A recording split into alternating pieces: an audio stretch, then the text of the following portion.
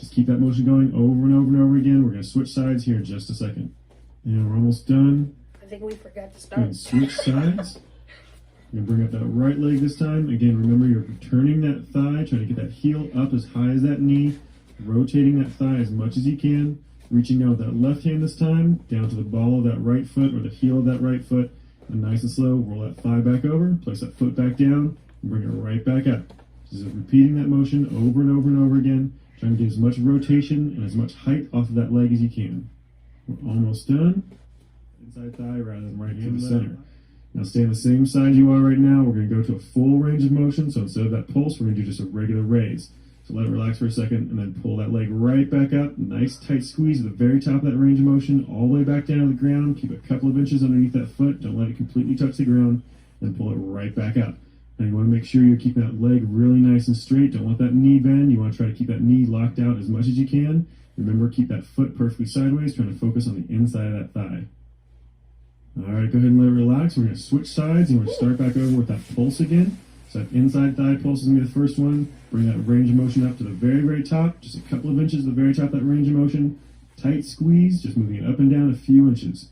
Just keep that leg nice and straight. Remember, turn that foot to wherever you need to make sure you're isolating the inside of that thigh the most. It should be just about parallel with the ground. Make sure that toe's not pointed up or back down towards the ground. We're almost done, just a few seconds left. And go ahead and let it relax. Pause it for just a second. Then we're going to go to just the full range of motion, just the regular leg raise. Go back into that full range of motion. Bring it all the way up to the top, all the way back down to the bottom. Hover just a couple of inches back and forth. Make sure you're doing a nice, tight, slow squeeze at the top every single time. We got just about 5 seconds left, and we're going to switch exercises. We're moving on to the scissor kicks next. So you're going to roll over onto your back nice and quick.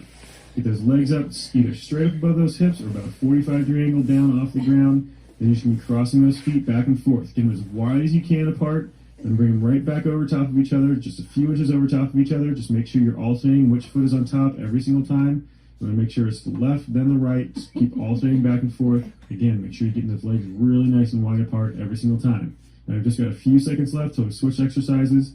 Our next exercise is going to be the supine leg drops. We're starting with your right leg first. So get those legs straight up over top of those hips. That right leg's going to drop all the way down as close to the ground as you can get it. Then slowly bring it back up in line with that other leg. Just make sure that you're trying to keep that leg as straight as you possibly can and getting as low to the ground as you can control without letting your hips rock, letting that lower back lift up, or letting that left leg kick out to the side or follow over with that right leg. Let's keep those repetitions going. We're open, breathing normally. And in just a second, we're going to switch off to a roundabout toe touch. And go ahead and switch those feet just a little wider than shoulder width. You're going to do a nice big circle down with that torso, down through the center, then back up the other side, and then reverse that direction. Just keep going back and forth. Make sure you're getting a really good stretch on those hamstrings. And go ahead and switch to our next, the torso twist. So standing straight up and down, rotating those shoulders left to right. Again, feet just a little bit wider than shoulder width apart. Try to really get a good rotation on those shoulders without rotating those hips too much. We're almost done. And switch to those shoulder rolls. Roll those shoulders back behind you, up towards those ears and back down behind you. Then roll them back, forward, and front. When you get to the back, you want to be squeezing those shoulders back. When you get to the front, you want to be squeezing those shoulders together in front. And go ahead and switch to arm pull plus a hip flexor stretch. So one arm comes across in front of your body, grabbing that elbow, pulling across for that shoulder stretch. Then going down into a half lunge position so that rear leg is straight, stretching to the front of that hip flexor. And go and switch sides. That opposite arm comes across, that opposite leg goes back. Again, keep that rear leg nice and straight, stretching to the front of that hip flexor, keep that torso straight up and down, that arm across in front of your chest, nice and close. And let's switch that shoulder stretch. So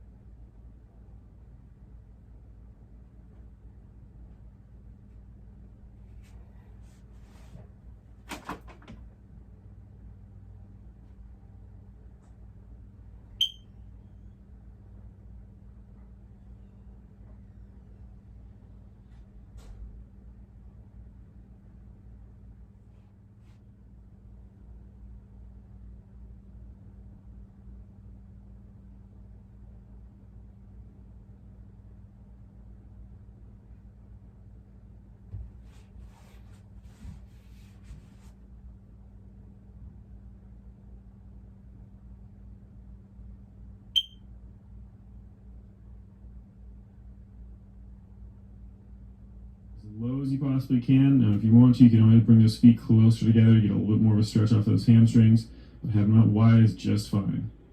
Do a quad stretch next. Standing up, one leg back behind you, tuck that heel to your butt as close as you can. We're going to stretch out that hamstring on the opposite leg as well by leaning forward. Still trying to pull that heel to your butt, pulling that knee back behind you to stretch out the front of that thigh and that hip. So let's go ahead and do the same thing on the opposite side. So switch around, that opposite leg comes up, heel to butt. Bring that knee back behind you as far as you can until you stretch the front of that thigh, that quadricep, that hip flexor. Leaning over to stretch the hamstring on that opposite leg. And let that one relax. We're moving on to a standing glute stretch. So one leg over top of the other. You're going to squat down. You can hold on to something for balance if you need to. Otherwise, try to hold your own balance. Just squatting down as low as you can. You should feel this in the glute of the leg that's over top. And go ahead and switch sides. So same exact exercise, just that opposite leg over top, squatting down again. Like I said, if you can, hold your own balance. It makes it a little bit more challenging, but it makes it more than just a stretch. Hold this for just a little bit longer. Keep those lungs open. And we're going to switch to an inside thigh plus a tricep stretch. So one leg bends, the other leg stays straight. You're going to drop that hip down towards that straight leg to get that inside thigh stretch. And that hand for that tricep stretch is going to be up towards that shoulder, being pulled across by that other arm. Switch sides, same exact thing, just on the opposite side. Reaching back towards the same shoulder with that hand, and then the opposite arm grabbing that elbow, pulling it across. Just a few more seconds. And let it relax.